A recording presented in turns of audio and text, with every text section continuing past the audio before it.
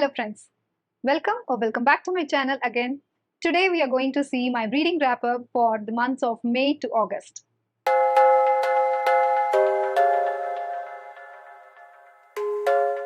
I can't believe that it is already September now and we are in the last quarter of this year. So in the first quarter I read almost 8 books, and in the second quarter I read much better than the first one. I read 15 books.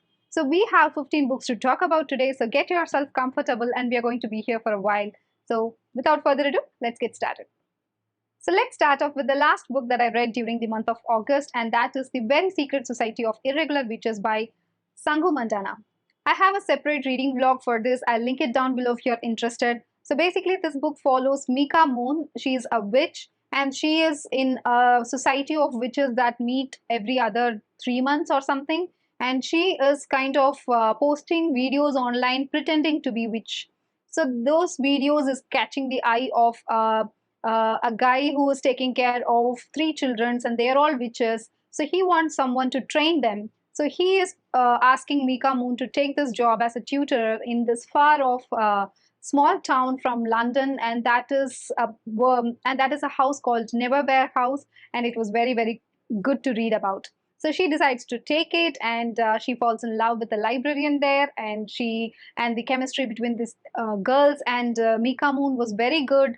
Every character in this book was very cozy, and they're all pure and their intentions are good. They don't mean any harm. It's very nice. And as this book suggests, this is a cozy fantasy, so it did all the justice to the book like it has claimed. And it is a very well loved book in internet, so for a good reason. And I also loved it and I gave it 5 stars. I annotated this book like anything and I had my fun time with it. And if you want a book that is undemanding your energy or your emotions, this would be it. It's very simple. You just relax and read this and have a good time.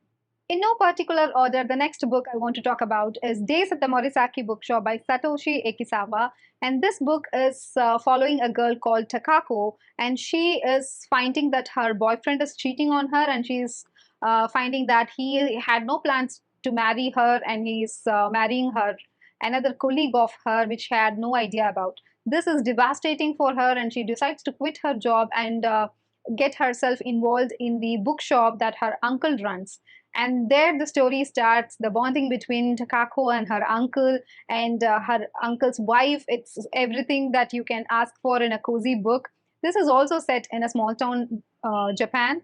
And the customers, the small town people, everything is so cozy. It has a good bookshop and coffee shop and some kind of carnival that goes on there. And this book speaks about a lot of how love or books that will act as a powerful tool in healing you when you are much hurted. And that is the best thing of this book. And the ending was really very heartwarming. I guess there is a sequel to it. I do want to get to it eventually, but this book is very good as a standalone and I highly recommend it for having a nice time. It's fairly short and you can just read it in a single sitting. The next book is Warm Hands of Ghosts by Catherine Arden. This book is unlike anything I've ever read before because this is kind of abstract and articulate at the same time.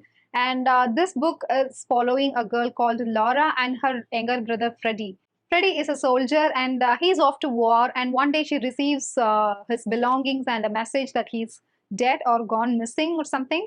So she decides to go and find it out herself because she doesn't think that her brother is actually dead, because there are seances involved and one of the ghosts says that Freddie needs help. So she goes there. This is a genre blending story of fantasy and abstractness and magical realism and historical elements too. So this is set in 1917 during the First World War time, and when she goes there she has to find out what happens to her brother. Meanwhile, she is a nurse and she is spending her time in the hospital. So you get to know a lot about the psychology during the wartime of people, the soldiers, how much they have given up for their country and at what cost and all those things. And halfway through the book, the story changes its pace and it gets into the abstractness that I mentioned before. I am interested in the kind of take that the author has taken, but still it didn't work out for me. But overall, this was a very interesting choice of turn of events, and I did really like the story, and it was very atmospheric, and it's very perfect for fall season. Next up, the book I want to talk about is a duology. It's a fantasy duology. I acquired it recently, and I was very, very excited to read. And when I read it, I was even more excited for the story. I'm talking about the Letters of Enchantment series, and the first one is called Divine Rivals, and the second one is Ruthless Vows.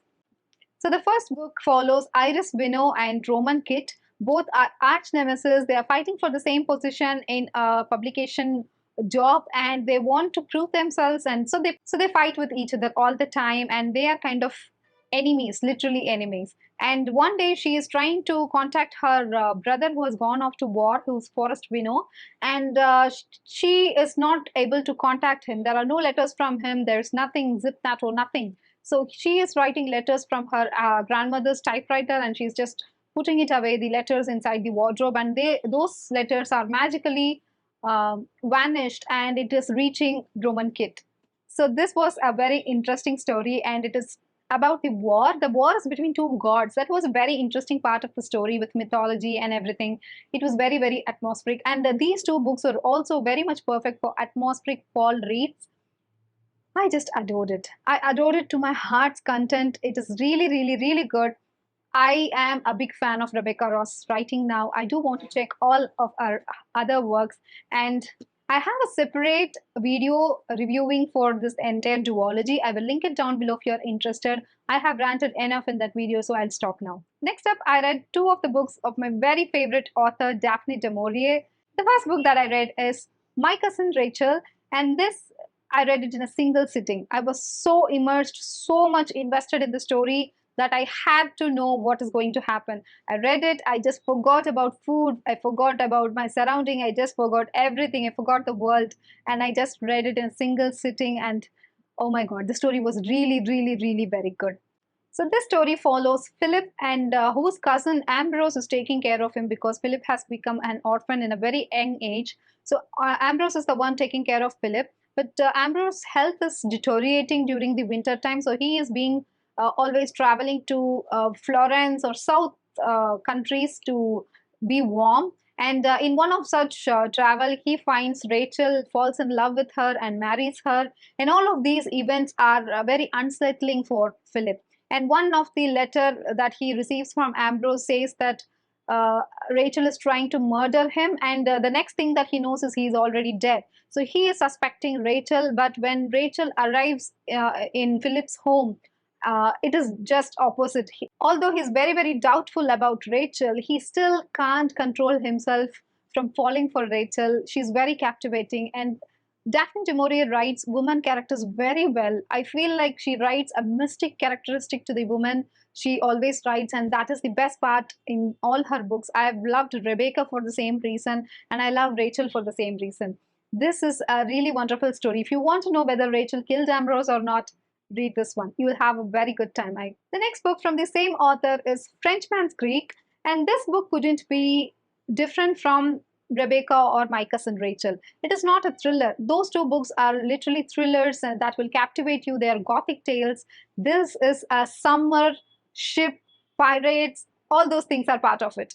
So this story follows Donna, and she is going for a short vacation to her countryside mansion of her husband, and she's leaving her husband behind. Only she and her kids are traveling, and when they reach the England mansion, there is a kind of a river that comes near their estate, and in that river there is a ship, and that is full of pirates. She befriends pirates and she wants to become one of them. It's kind of an adventurous story, and how she is tackling between her own life and the life she wants to lead, and she cannot leave the kids, and it's all super good. You can feel the water literally splashing on your face. That is how literally she has written it. It is beautifully written. You will feel really, really in the mood of summer when you read this. But the only problem with this book was I wouldn't make the kind of choices that the lead character makes. It is pretty annoying, but the writing is it's so good. It will make up all the mistakes of this character, and this is such a nice time. But I would recommend My Cousin Rachel better than this one. So the next book I read is What the River Knows by Isabel Ibanez. I read it as a Kindle copy, and That was really, really very good. I got this recommendation from Cups and Thoughts channel, and I was immediately interested in the kind of illustrations that book had. It was very interesting. So think of this book like a combination of the Mummy movie and the Indiana Jones movie. If you have seen both of them, combine their vibes. That is how this book was.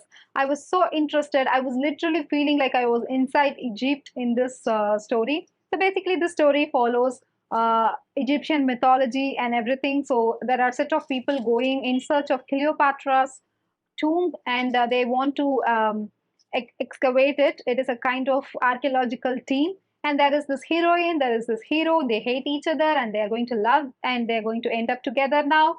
And I have only read the first part now. The second part is releasing in the November of this year, I guess. So I can't wait to read it because this kind of ended in a cliffhanger, and it was very shocking end. And I had super fun with this book. I annotated it in the Kindle. It is really good. I highly, highly, highly recommend it to you. It's really nice. So the next set of books are all middle grade books that I read these months. And the first one is The Graveyard Book by Neil Gaiman. So this book follows Nobody Owens, and he is a kid, an orphan kid, and basically the people from the graveyard, so who are ghosts now, they bring up the child, and he grew up in the graveyard, and their parents are killed by some mysterious person. And the story is about how he is growing up, and it's a coming of age story, and how he is outgrowing the graveyard and going for the world. It is really nice. It's very atmospheric. I love Neil Gaiman's books, and this was very, very perfect. I was literally feeling like the chill, and like I'm sitting inside the graveyard and reading this book, and I could see the ghosts and Nobody Owens circling around me and talking, and it's a very nice story. If you are looking for something atmospheric for fall season and you do not want to get spooked so much, this book is for you. The next two books are both very, very perfect for winter season. The first book is The Girl, the Cat, and the Navigator by Matilda Oates. And here the story follows Una Britt, and she is supposed to be born as a boy, but she's ended up as a girl. So nobody in her family likes her. Everyone hates her. And I hate that family for her because it's very annoying that someone is hating their own child. And she only wants to prove herself to her father, and she wants to get the appreciation from her father, but he is very, very neglectant of her. So she is going on an adventure in her fathership without his father's knowledge, and she is trying to prove herself. It's really good. And there is one more storyline that follows the sisters of Una Brit, who is traveling south and in search of princess to marry. It's kind of fairy tale-esque. That story is really very good. And here we also follow a village with 1,000 ships. They kind of make their houses out of the ships that are come ashore, and each ship has its own characteristic. And Matilda Wood has done really well with the magical realism in middle grade. So I would want to check out all her other works because this was really very perfect and I loved it. The next book that I read is Never Tell by Catherine Orton. And the story follows Lena and Bogdan, both are friends. They are trying to escape the prison camp from Siberia, and this is taking place during the Stalin reign of Russia. So you will feel the chill in the spine because it's so wintry, the snow blizzards, and it's full of snow. You can see only white snows everywhere, and it has a witch that follows them that want to kill them. They have to escape the gang because the gang is trying to kill them and just be done with them. And so they are on their own. They're just a couple of 11-year-old kids who are fighting for their life and trying to save Lena's mother, who's still stuck in the prison camp. So this was a very good story, and for very, very mature for a middle grade book, I felt. But it was very good. I had my time with this. It's really, really good, and it's cozy, and it's very perfect for December time. So the next book couldn't be more perfect for the fall season, and it is the apt book recommendation for this season because it's unsettling, eerie, atmospheric, everything that describes a fall. The book that I'm talking about is The Shadow of the Wind by Carlos Ruiz Zafón. So this book is a very popular book. It's a translated version from Spanish literature. And this story follows Daniel, and one day Daniel's father is explaining to him that he is taking care of a secret society for books. They are taking care of rare editions of books, and Daniel finds himself with a book called The Shadow of the Wind. And the moment he finds that books, there are a lot of mysteries involved in his life. somebody is trying to destroy all the books that is written by that author who's Julian Carax, and he's finding himself in love with his friend's sister. The story is kind of intertwined. The Julian Carax story and Daniel's story are intertwined, and it's really well made. And it is talking about a lot of stuff that happened during 1950s of Barcelona, Spain. And I felt like I didn't know much about the history of that country during that time to get many references, but nonetheless, it was overall a very good story. I gave it 5 stars. It's something that will retain with you for quite long time after you finish this. You know the feeling that I'm telling about? You cannot stop thinking about a book that you just finished, and it is really messing up with your mind. It will constantly make you think about the characters and about the events that happened. It's really, really very good. For some reason, this book was reminding me of Kate Morton's books that are very gothic, and this is also a gothic tale. So yeah, this is a very good story. I would highly, highly, highly recommend you to check this out during the autumn and fall season. The next 2 books are part of the same series, and I'm really happy that I read these because these are the last 2 books in the series, and I'm finally done with it. I've been reading the series for quite some time, more than 5 years, I think. I read 1 book per year or something like that, and I finally finished it, and I can't be super happy. So the books are part of Game of Thrones series, and the books that I read are The Dance with Dragon Part 1 and Dance with Dragon Part 2. So these books, if you have already seen the series, these are all in the season 5 or 6. The Night King is still behind the walls. They have not come here. Still Jon is in the wall, and Cersei and Jaime are in King's Landing, and all the Starks are on the run, and it's still going on. I am waiting for the next book, that is The Wind of the Winter by R.R. Martin. I have an excerpt in this last book of Winds of Winter. I loved reading it, but I don't know when he's going to just publish it. It's been quite some time, and it's highly time that he should finish this series. I would love to read the ending written by George R.R. Martin because I didn't care much for the show. So basically, these 2 books was very good time, and it wasn't like the first 2-3 books. It is really slow and kind of draining, I felt like, but it was very good to finish it. I read it, and now I know what are in the books, so that is good for me. I do highly recommend you to check out the first few books in the series. They are really, really very interesting, better than the show itself. Okay, we have come to the end of this video. This is the last book that I want to talk to you about. I am very glad that I picked it. I'm very, very proud of my choice to pick this book up because I would have left out with so many things without knowing, and I'm really happy that I did. The book is Warbreaker by Brandon Sanderson. I am super excited that I read a Brandon Sanderson book. The story itself was really good.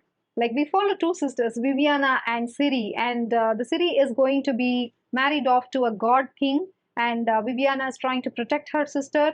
And this is the story of the 2 sisters. Meanwhile, we follow many other gods. One of them is called Light Song, and I loved every bit of I loved every part of the book where Light Song comes.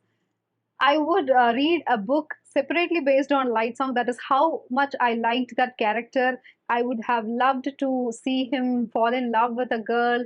I would have loved to see him fight a war. I would have loved to see him have a smirky conversation with other characters. It was so good. He had so much potential in this story. I didn't care much for the God King or Viviana or the lead character Ciri, but I loved Light Song. If you want to know what I'm talking about, please pick this book up. It will be worth your time. The ending is really good. I can't wait to read more of Brandon Sanderson now, but Light Song has my heart.